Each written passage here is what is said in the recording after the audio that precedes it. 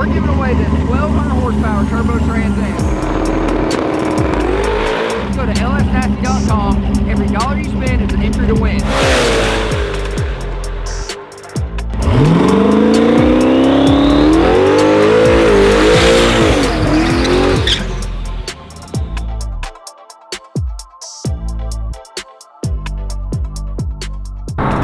Alright guys, you already know from the title of this video, we're just diving right into it. We got a new car here. We said we were downsizing, but downsizing and upsizing, they can be confusing which one's which. So we're here at our remote location.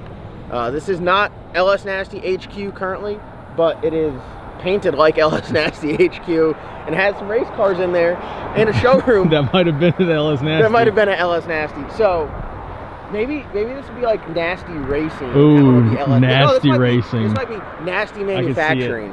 Ooh. You know, hey, we got some big business ventures going on. Like that. So let's run in here. Let's talk to you guys about the new car. And don't forget, you guys can go to lsnasty.com and pick up some merchandise.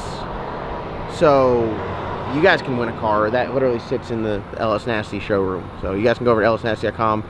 Any merchandise you buy gets you automatically entered to win our 1200 horsepower Trans Am. So I don't know, like, sounds like a pretty good deal to me. Get a shirt, win a car. I like it. Comes with an eye patch in case you poke your eye out with it too.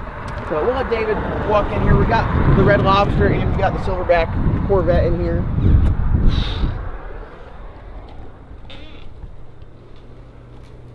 God, that thing looks so good. That thing does look so good. Best body style Corvette ever made. Looks great. Looks great, runs great. This thing's bad to the bone.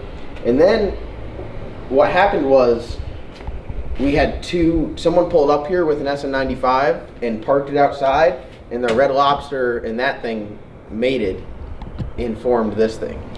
This is the newest addition to the Nasty Racing fleet. I don't even know where to start with this. We don't have a name for it yet. We're gonna go over the car front to back. This car was running, if you guys saw Turbo John's video, they had it at the track. This is actually David Banks' car. David was the one that was in that pretty gnarly wreck at Galat in his Fox body, and then he posted this up for sale and we ended up picking it up. So big shout to David. We hope he's doing better. And this was actually David's car prior. So if David gets another SN95, it's coming here. I need to just give him my SN95 and let him do this, and then I'll buy it back from him. Yeah, I mean, from my understanding, they kind of built this one. It's got a fresh motor, fresh transmission, stock suspension. It's got a nice cage. It's a very nice car. It's on Holley EFI, so it's like everything that we like. And we've been racing with David for, I mean, hell, I raced against him at Woodstock probably like 3 or 4 years ago. So we've been racing with David for a while. He's an absolutely great dude. We got this one here, and it's a very complete car. If you guys are looking at like building a car or buying a car, I would recommend buying a car something like this, where it's got like all the big components, and then if you want to upgrade stuff along the way, it's a lot easier to upgrade than it is to build a car, because you can go out here and you can enjoy it and say, hey, I like this, but I want to make some changes to it, and then really make it your own from there. Where if you're going to build a car, you better be prepared to spend the time and the money. It's going to be way more expensive. You're going to spend less time at the racetrack initially just getting it together. I think you need to try to get a car with a cage and like chassis stuff already done, because that seems to be the biggest holdup with building a car. Yeah, the chassis stuff too. If you're not doing everything in-house, you're not doing the fab on the turbo kit, the plumbing, the wiring, and all just like the little odds and ends stuff in-house, it's going to take a while. It's going to be very expensive. You're paying someone to do it. So that's as long as you fit in it. Yeah, if you fit in it and you're good to go, then you know that's big. But all the little things like just mounting the CO2 bottle, mounting anything that you can't just buy a direct bolt-in bracket that requires any fabrication. If you're taking it somewhere, it then takes time. It takes a lot more money, and that's kind of what we specialize at LS Nasty. Is we could just do all the little odds and ends things, but chassis work. Like, we're not a chassis shop by any means. We can plumb, wire. We could do the fit and finish. We could do the fabrication. We could do the all odds and ends stuff. You know, the stuff that really takes time that you need to make sure is done correctly. So, I guess. I mean, I just looked at the car for like 2 or 3 minutes before we fired the camera up. So, I mean, LS. It's a LS, aftermarket case glide, built 8.8, Holley EFI, methanol, mechanical fuel pump. It's got like all the good stuff. What fuel pump's on it? It's got an Aeromotive Black. So this is the same fuel pump that is on this car. It's the same fuel pump that is on that car. It's got steel doors on it. Are they steel? Steel fenders, steel doors, steel quarters. It's got a fiberglass deck lid and fiberglass hood. I've never seen this though. They Zeus on fenders that are steel. I like that because when you go to work on a car, like Literally. if you're really going to work on the car and tear it all apart, you know, pull the motor out of it, do a new turbo kit, something like that. Being able to pull the fenders off of it makes it so much easier and so much more enjoyable to work on, because then you could just like sit down and get in there. You're not like leaning over the thing, scratching it up the whole time. It does have Lexan windows, so you don't have to worry about rolling the windows up.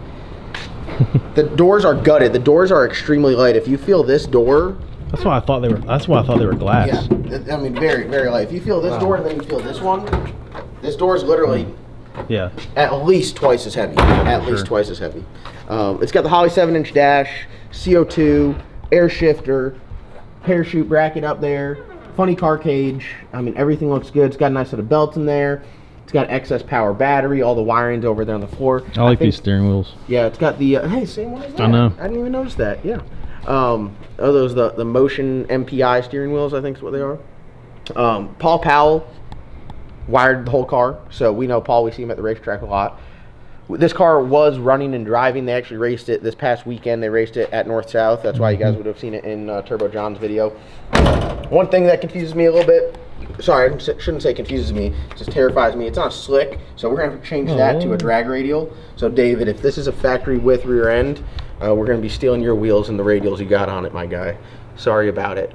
But that's just how it's gonna go. It's gonna be on Jexters. Yeah. Hey, we'll be out here on Nah, Jexters. it's not. You got them beefy studs. Oh, we got a drill bit though. Let me tell you. Okay. Nice little wing, parachute. Definitely gonna update the parachute. I love that thing. Definitely gonna update it. Drill a saw it at hole. the track. Drill a hole right back here and put an air launcher in there. Yep. And then that'll be good.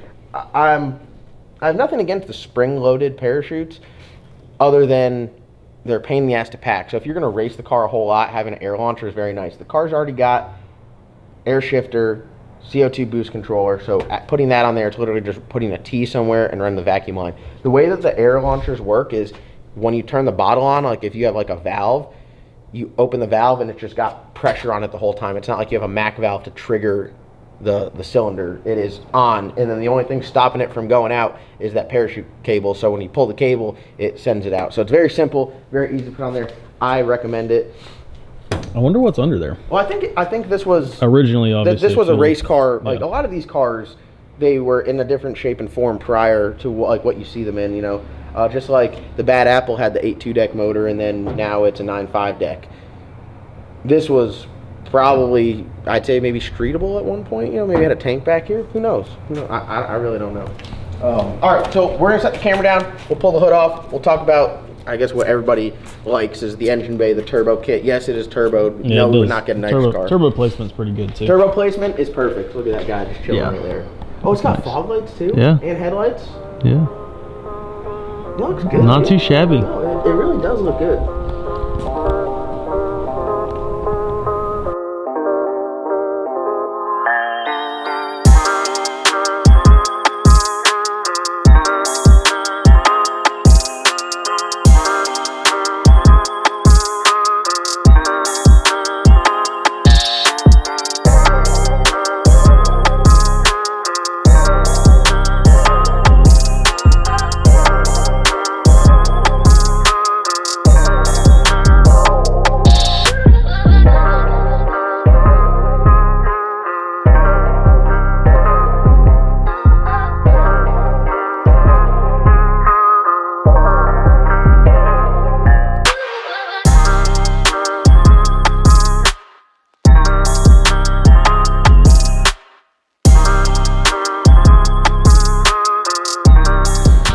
All right, y'all, so here's the rundown on this. It's got an LS engine and a turbocharger.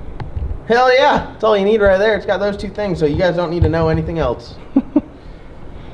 From my understanding, from what I was told, it's 5.7 block. Completely fresh though, 100%. It's only got like maybe 4 or 5 passes on it. The transmission's fresh also. 169 Power Glide aftermarket case. I don't know what rod's in this. I got to look and see. It's got a set of trick flow heads on it, which are pretty nice. It's got a copper head gasket, and I believe this was at TCAM Performance. So if I were a betting man, I'd say it's probably got some Top Fuel hoops on it, which is nice.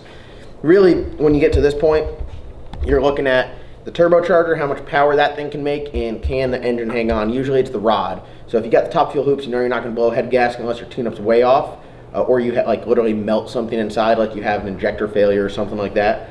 And then the rod. So if it's got, you know, a good rod, then you'd be able to throw as much power as you want in there. The cranks seem to just kind of live.